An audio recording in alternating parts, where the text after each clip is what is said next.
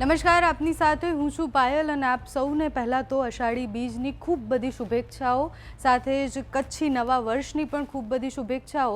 અને એવું કહેવાય કે અષાઢી બીજ હોય એટલે સકનના વરસાદ પડતા હોય, મેઘરાજા આવતા જ હોય છે અને આજે વહેલી સવારથી પણ એવી જ સ્થિતિ છે। એટલે ગુજરાતમાં અષાઢી બીજના પવિત્ર તહેવાર પર ધમાકેદાર એન્ટ્રી ચારે બાજુ થઈ છે વરસાદની, જે આપણે રાહ જોઈ રહ્યા હતા કે ક્યારે પડશે વરસાદ।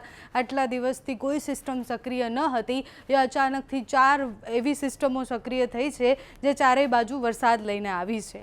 એટલે એક અલગ અલગ સિસ્ટમો છે, એક વેસ્ટર્ન ડિસ્ટર્બન્સની સિસ્ટમ છે, એક અપર એર સર્ક્યુલેશન સિસ્ટમ છે, એના સિવાય પણ બે સિસ્ટમો એવી બની છે જેના કારણે ચારે બાજુ વરસાદ પડ્યો છે। આજના દિવસમાં ક્યાં કેટલો વરસાદ પડ્યો છે એની વાત કરવી છે, આગામી દિવસોમાં શું આગાહી છે એની પણ વાત કરીશું। પહેલાં આજના દિવસની વાત કરીએ તો ગુજરાતમાં વહેલી સવારે 6 વાગ્યાથી લઈને 10 વાગ્યા સુધીનો તમને વરસાદ કહું તો ક્યાં વધારે વરસાદ પડ્યો છે તો સુરતમાં અને દક્ષિણ ગુજરાતમાં વધારે વરસાદ પડી રહ્યો છે। એટલે સુરતમાં વરસાદ વધારે પડ્યો છે વહેલી સવારથી, કામરેજમાં 1.81 ઇંચ વરસાદ પડ્યો છે, એના સિવાય નેત્રંગમાં 1.14 ઇંચ, માંગરોળમાં 1.2, અરેઠમાં 0.94 અને બારડોલીમાં 0.67, એટલે કે આટલો વરસાદ અત્યાર સુધીમાં નોંધાઈ ગયો છે અમુક કલાકોમાં। પલસાણામાં 0.43, ઉકાઈમાં 0.43, વાલિયામાં 0.39, ડેડિયાપાડામાં 0.35 અને ઝઘડિયામાં 0.31, એટલે અમુક કલાકોમાં દક્ષિણ ગુજરાતના ઘણા બધા વિસ્તારો એવા છે કે જ્યાં સારો એવો વરસાદ નોંધાયો છે। 24 કલાકમાં રાજ્યના 118 તાલુકામાં અત્યાર સુધી વરસાદ પડ્યો છે, એટલે ગઈકાલ રાતથી જ વાતાવરણમાં પલટો આવી ગયો હતો। વહેલી સવારે 31 તાલુકામાં ફરીથી વરસાદ પડ્યો અને 24 કલાકની અંદર જે વરસાદ પડ્યો છે એમાં સૌથી વધારે 2 ઇંચ વરસાદ કામરેજમાં પડ્યો, જે આપણે વાત કરી।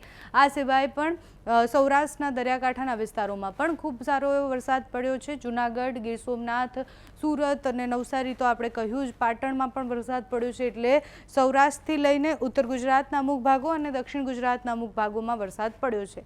વાતાવરણમાં અત્યારે ઠંડક પણ છે, એટલે કેટલાય દિવસોથી જે ઉકળાટ હતો, એક વરસાદનો રાઉન્ડ પૂર્ણ થયો એના પછી ક્યાંય વરસાદ નહોતો દેખાતો, એ બધી જ જગ્યાએ આજે વરસાદ નોંધાઈ ગયો છે। અમુક વિસ્તારો એવા હતા કે જે બધા એવું કહી રહ્યા હતા કે કચ્છમાં ક્યારે વરસાદ પડશે, કે પછી દેવભૂમિ દ્વારકાથી લઈને એ જે પટ્ટો જામનગરનો છે ત્યાં વરસાદ નથી પડ્યો, ત્યાં ક્યારે વરસાદ પડશે। તો આ વરસાદના રાઉન્ડમાં આ જે 4 સિસ્ટમો બની છે એ સિસ્ટમ અને એ વરસાદ જે લઈને આવશે એમાં મોટાભાગના આખા ગુજરાતમાં સાર્વત્રિક વરસાદ પડે તેવી સંભાવના છે।